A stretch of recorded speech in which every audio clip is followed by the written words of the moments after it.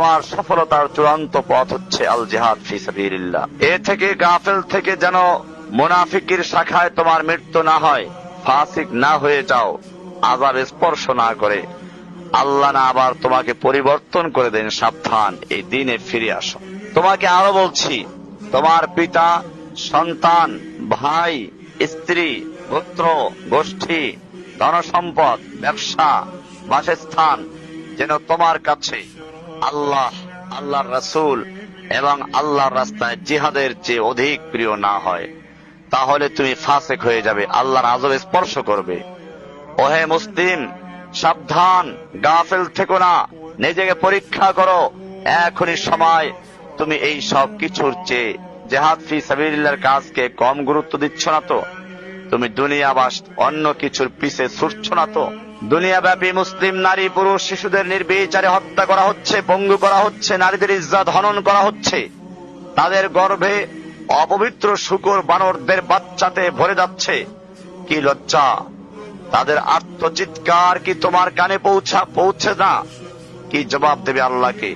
নারীরা বিধবা হয়ে যাচ্ছে, বাচ্চারা এতিম হচ্ছে, ভাইদের বন্দী করা হচ্ছে, অত্যাচারের স্টিম রোলার চালানো হচ্ছে, তাদের প্রতি এমন সব অকথ্য নির্যাতন চালানো হচ্ছে যা বর্ণনা করা যায় না।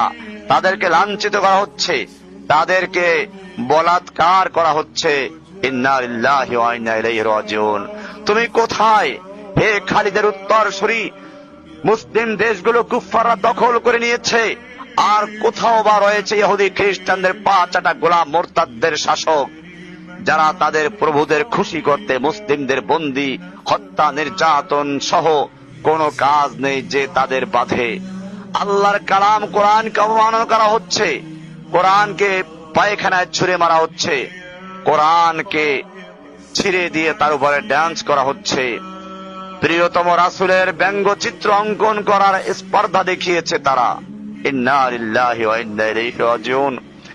তুমি কোথায় হে অমুক যে নিজেকে মুসলিম দাবি করছো? তুমি কিসের পিছে ছুটছো? তুমি আল্লাহকে কি জবাব দেবে? উম্মার রাসূলকে পর্যন্ত নিয়ে ব্যঙ্গ করা হচ্ছে, আর কি বাকি থাকলো? এই অবস্থায় মাটির উপরের চেয়ে মাটির নিচেই যে উত্তম। আল্লাহর জন্য জিজ্ঞেস করছি, তুমি জেগে উঠবে কি? আসো, তোমাকে দেখিয়ে দেই কিভাবে তুমি সাপোর্ট করবে জিহাদকে।